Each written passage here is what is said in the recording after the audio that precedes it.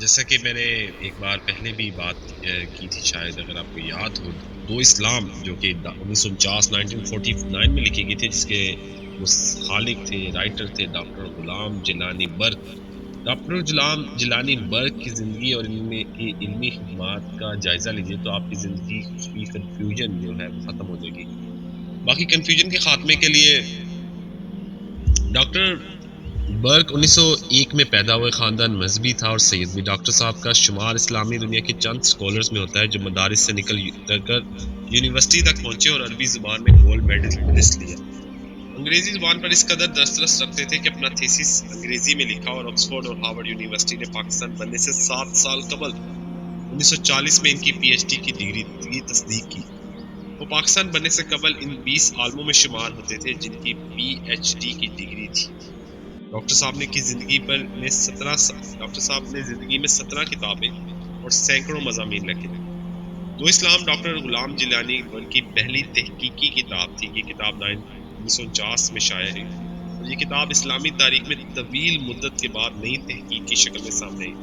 وہ عالموں کا زمانہ تھا، اس زمانے میں دو اسلام کے بارے میں دو آراء سامنے آئی۔ علماء کرام، صوفیہ کرام اور پڑھے لکھے طبقے نے کتاب کو بے انتہا پسند کیا، جبکہ مولوی حضرات، ملاؤں اور جعلی پیروں کی طرف سے اس پر شدید نکتہ چینی ہوئی۔ لیکن اس تنقید کے باوجود یہ کتاب مسلسل شائع ہوتی رہی۔ ڈاکٹر صاحب کی دوسری تصنیف تھی دو قرآن۔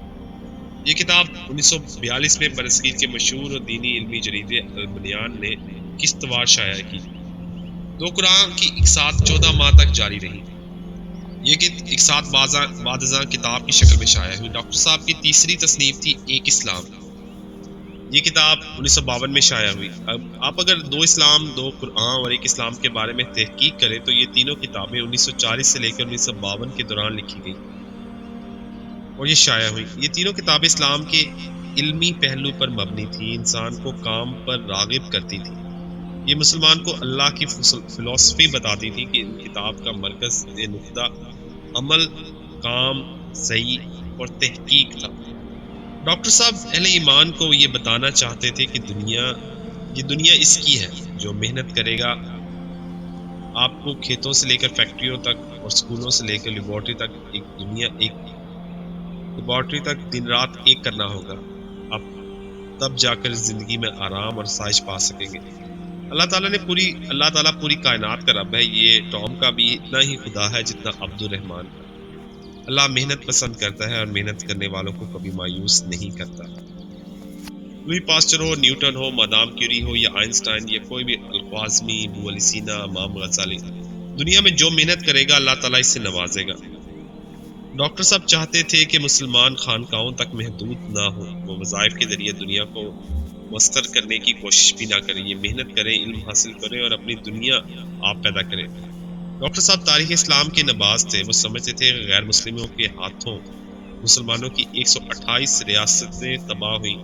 چنگیز خان، ہلاکو خان، فرنینڈو نے مسلمانوں کی ایسی کی تیسی لائبریریاں جلا کے راکھ کر دی جن میں صحابہ کے ہاتھوں لکھے قرآن مجید اور اماموں کے ہاتھوں تحریر احادیث کے نسخے تھے۔ عیسائیوں نے مسجد کرتبہ کو چرچ بنا دیا، ہلاکو خان نے مساجد میں گھوڑے باندھے، لیکن مسلمانوں کی مدد کے لیے آندیاں آئیں، زلزلے اترے، نہ ہی دشمن کا راستہ روکنے کے لیے سیلاب بھجوائے گئے۔ ہلاکو خان، چنگیز خان کا دور کتب اور ابدال کا زمانہ تھا۔ حضرت شیخ عبد القادر جیلانی، حضرت داتا گنج بخش، حضرت معین الدین چشتی اجمیری اور حضرت نظام الدین اولیاء کا زمانہ نکال لیں۔ ان عظیم روحانی شخصیات کے مقابل اس وقت شاد آباد تھے۔ ہلاکو خان نے فروری 1258 میں بغداد پر حملہ کیا۔ اس وقت حضرت عبد القادر جیلانی کے مزار پر سینکڑوں پیر موجود تھے، لیکن مسلمان تمام تر برکات کے باوجود سقوط بغداد سے بچ سکے، خوارزم کی ریاست بچا سکے اور نہ ہی ہندوستان کو ان مظالم حملہ آوروں سے بچا سکے جنہوں نے لاہور سے لے کر دلی تک مسلمانوں کی اینٹ سے اینٹ بجا دی۔ ہم مسلمان اپنی تمام تر روحانی قوت کے باوجود انگریزوں سے ہندوستان بچا سکے، نہ غرناطہ نہ ہی خلافت عثمانیہ۔ ہم 1350 سال مار کھاتے رہے۔ ڈاکٹر صاحب کا خیال تھا کہ مسلمانوں کو اسلام کا اصل پیغام سمجھنا ہوگا، انہیں علم، دفاع اور معیشت تینوں پر توجہ دینی چاہیے۔ انہیں دعا سے قبل کھیت میں ہل جوتنا ہوگا، زمین پر بیج بونا ہوگا اور کھیت کو پانی دینا ہوگا، ورنہ دوسری صورت میں صرف دعا سے فضل نہیں اگ سکے گی۔ ڈاکٹر غلام جلانی برق کا یہ پیغام ہندوستان کے مسلمانوں کے لیے اجنبی تھا. ہم ہندوستانی مسلمان کو ایک طویل عمل کے ذریعے عملی اسلام سے دور کر دیا گیا تھا، اور ہم نے یقین کر لیا تھا کہ اللہ نے صرف غیر مسلموں اور آخرت میں مسلمانوں کے لیے وقت کر دی ہے. اور اب اگر ہم آخرت میں سرفراز ہونا چاہتے ہیں تو پھر ہمیں دنیا میں رسوا ہونا پڑے گا.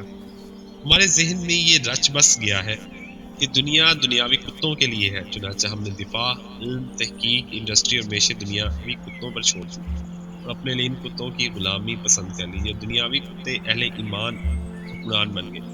دنیا مسائل کا حل تلاش کرتی رہی، اینٹی بایوٹک، گاڑیاں، جہاز، کیڑے مار ادویات، میزائل بناتی رہی، اور ہم مذاہب، پھوٹوں اور تعویذوں کے ذریعے دنیا اور دشمنوں کو توپوں میں کیڑے پڑنے کا انتظام کرتے رہے. ہمیں یقین دلایا گیا کہ تم صرف عبادت کرو، وظائف اور پھونکے مارو، غیروں کو کام کرنے دو. چنانچہ پورا عالم اسلام غلام ہو کر رہ گیا.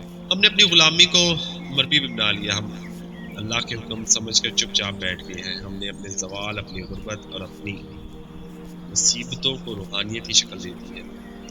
ڈاکٹر صاحب کی سوچ سمجھوتے کی غلامی کے جوہر میں بھاری بھرکم پتھر ثابت ہوئی. ملک پاکستان میں اعتراضات شروع ہو گئے. لوگوں نے دعویٰ کیا ڈاکٹر غلام جیلانی روحانیت کے خلاف ہے، یہ احادیث کو بھی تسلیم نہیں کرتے، یہ پروپیگنڈا غلط تھا. چنانچہ ڈاکٹر صاحب نے زندگی کا بڑا حصہ احادیث پر صرف کیا تھا.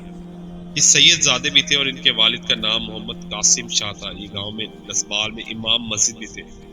ڈاکٹر صاحب نے 1960 میں روحانیت کی مخالفت کا داغ دھونے کے لیے من کی دنیا کتاب لکھی.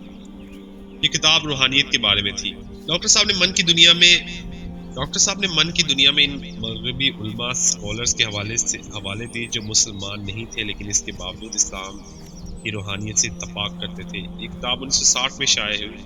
آپ اگر ان کی کتابوں کا جائزہ لیں تو دو اسلام 1949 میں شائع ہوئی، دو قرآن 1942 میں البیان میں شائع ہونے لگی، ایک اسلام 1952 میں شائع ہوئی اور من کی دنیا 1960 میں سامنے آئی.